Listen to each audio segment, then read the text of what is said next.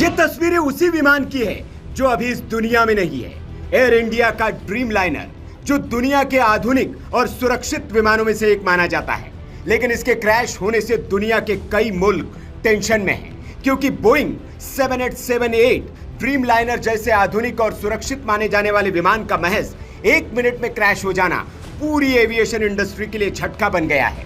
Aviation safety network के data के मुताबिक ये इस मॉडल का पहला बड़ा क्रैश है।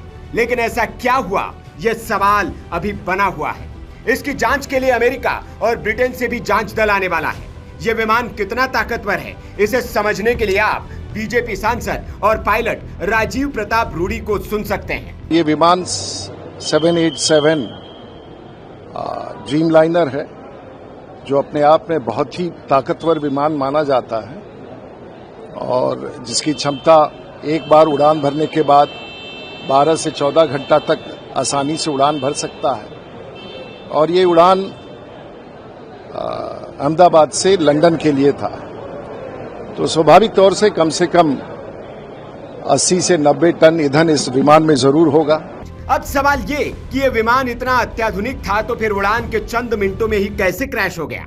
इसी विमान को लेकर एक पैसेंजर ने जो दावे किए हैं, उसने एयर इंडिया को इस सवालों के कटघरे में खड़ा कर दिया है। जब ये प्लेन क्रैश हुआ तब इसने अहमदाबाद से लंदन के लिए उड़ान भरी थी। इसी प्लेन में 2 घंटे पहले एक लड़का सवार था जो दिल्ली से अहमदाबाद तक सवारी करके आया था। उसने ऐसा खुलासा किया है जिसके बाद कई सवाल खड़े हो गए हैं। सबसे बड़ा सवाल ये कि क्या एयर इंडिया ने इस युवक की बात को अनसुना कर दिया।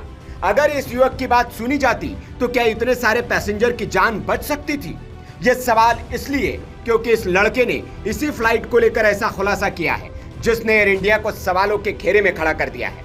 जिस युवक ने एयर इंडिया पर सवाल उठाए हैं उसका नाम है आकाश वत्स। इस युवक ने उसी प्लेन के कुछ वीडियोस और तस्वीरें शेयर की है और उसने लिखा, मैं अहमदाबाद से उड़ान भरने से 2 घंटे पहले उसी विमान में था। मैं दिल्ली से अहमदाबाद आया था। मैंने उस जगह पर कुछ असामान्य चीजें देखी। एयर इंडिया को ट्वीट करने के लिए एक वीडियो बनाया। मैं और अधिक जानकारी देना चाहता हूं, कृपया मुझसे संपर्क करें। आकाश ने जो वीडियो बनाकर शेयर किया है उसमें वो कह रहा है कि एसी काम नहीं कर रहा है। वीडियो में विमान में बैठे लोग गर्मी की वजह से मैगजीन से हवा करते नजर आ रहे हैं। साथ ही वो अपनी सीट के आगे लगे टीवी स्क्रीन पर भी हाथ लगाते हैं और ये बताते हैं कि ये भी काम नहीं कर रहा है, और कैबिन क्रू को बुलाने के लिए भी स्विच को दबा करके बताते हैं कि ये भी काम नहीं कर रहा है। साथ ही कहते हैं कि लाइटें भी काम नहीं कर रही है। We are almost about to taxi, but this AC is not working. Look at everyone, and it's so many people. They are using these magazines. AC is not working at all. And as usual, your TV screens are also not working. Neither this button for calling the cabin crew. Nothing is working. Nothing. Not even the light is working. See, this is what you are providing, and as usual, that is why Air India is considered as one of the worst airlines in the world. AC is still not working, and today it is very, very, very hot in Delhi.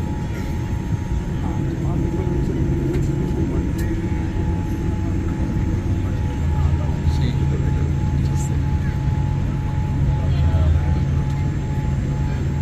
and it's a Dreamliner 787.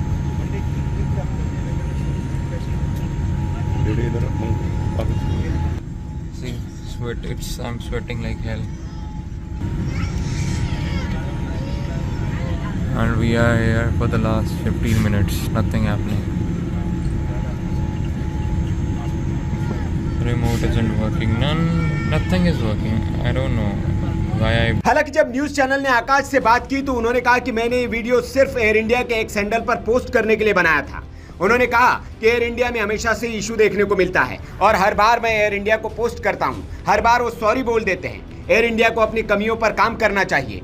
एक दोस्त ने मुझे message किया और कहा कि अहमदाबाद में विमान दुर्घटनाग्रस्त हुआ है। मैं और मेरे परिजन भी इस विमान हादसे की खबर सुनकर बेहद डर गए। मेरी जगह कोई और होता तो सभी का यही रिएक्शन रहता। हालांकि आकाश की बात अगर एयर इंडिया ने सुन ली होती तो शायद ये हादसा न होता।